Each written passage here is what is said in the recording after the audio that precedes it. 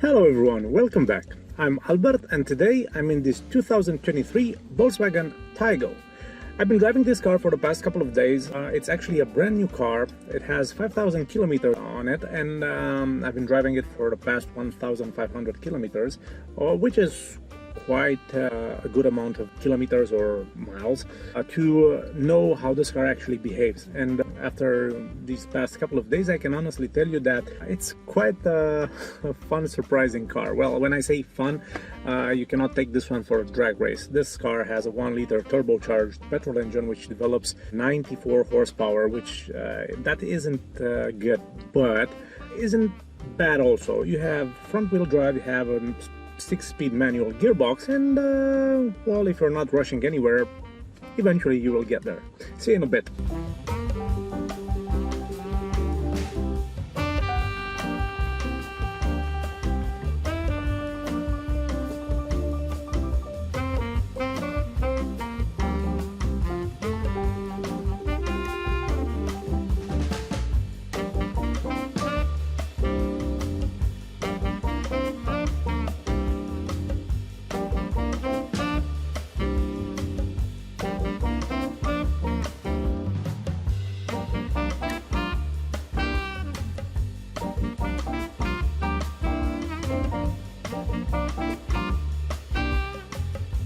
A short history lesson of the Taigo, and when I say short, it's really short because this car was produced in Brazil in 2020, went into the European market in 2021. One thing is that in 2020 this car wasn't called the Taigo, it was called the Volkswagen Nivus, which is a little bit odd why they changed the name, but probably because Taigo means something else in Latin America. This car costs around 22,000 pounds. It starts from around this amount of money. You can get it in 3 trim levels. It's Life, Style, and of course you get the R line, which that one looks a little bit different. It's more aggressive, and of course, being the R line, it has those bigger bumpers, and well, it has a more sporty look than this one. But this one, being the cheapest version, I was quite surprised how well equipped it is for the amount of money that it costs. This car has a couple of engines available. You have a couple of 1-liter turbocharged, which actually go from 94 horsepower to 130, and you have 2 versions of the 1.5. Now, I didn't drove the 1.5, but the 1-liter that I have here is a little bit disappointing because it has only 94 horsepower, and the amount of torque it's low also.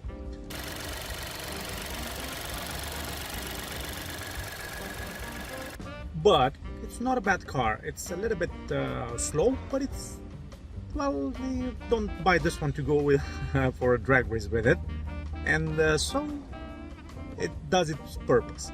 Fuel consumption wise, no.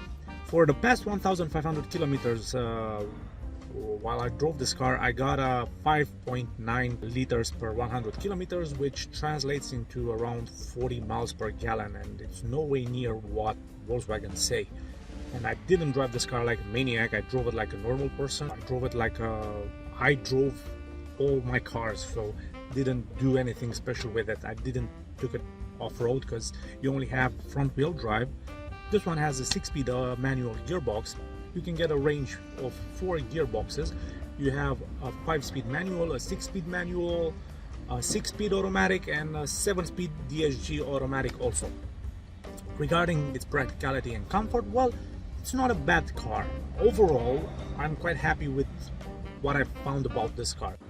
Let's talk about the interior of the Taigo, because we do have to talk about the interior of this car. It's quite good looking. It has some cheap plastic in it, but it didn't bother me that much. The only thing that bothered me is that this car has a good sound system, and when you turn the volume a bit up, you can actually feel some plastic vibrating, which it's a little bit annoying, but you can actually live with that. The steering wheel of this car looks quite nice and modern. One feature that I found in fact annoying was the fact that this car doesn't have an automatic pilot. It has this function here that you can actually put the speed limit, but you cannot adjust the autopilot. It's apparently for some reason it's missing that option. But otherwise the steering wheel looks nice. As you can see, I like this digital cockpit. Now you can get this car with two different digital cockpits. This one is the 8-inch screen, and you can get one with the 10-inch screen, but that one you can actually adjust the map to view inside this area here, which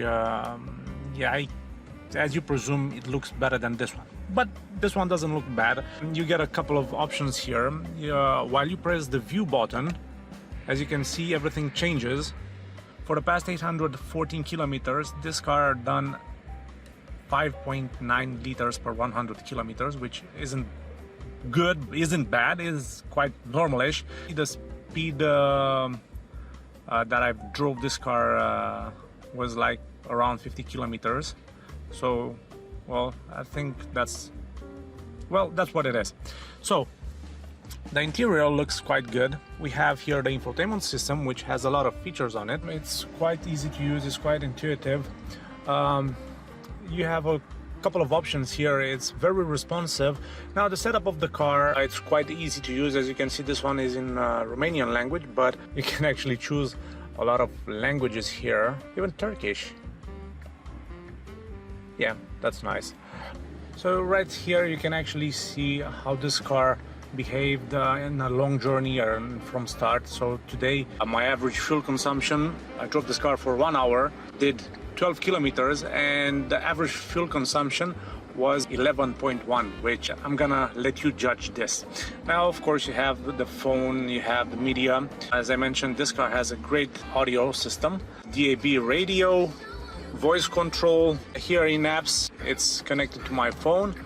One thing that I don't like about this car is the fact that it doesn't have any ambient lighting. On the style version of this car, you can actually get ambient lighting inside and outside, and when I say outside, it has a light that goes all across the grille.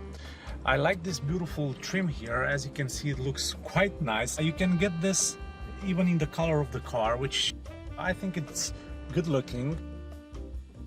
Right here we have the window adjustments button. Of course, this car has electrically adjustable mirrors, but also they are retractable, and yes, you guessed it, I like this about cars, so yay. I like how these climate controls look. They look quite nice, and you can adjust them with this fun swipe here. Now this screen pad, it's quite interesting. I didn't imagine to see this on cheap cars, but it's quite actually nice to see it. This car has heated seats. It also has these double climate controls, which they are quite nice. They are pleasant to touch. Right here we have the automatic off button, which is in my opinion the most stupidest button invented on this planet, and of course the parking sensors. One thing that this car has, and I like this about it, it's the fact that it has the rear view camera, which is quite helpful.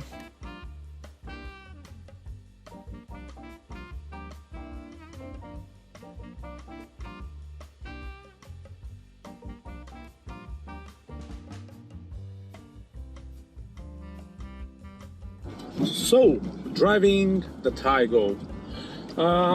Basically, this is a Volkswagen Polo, but you're sitting a bit higher than in the Polo.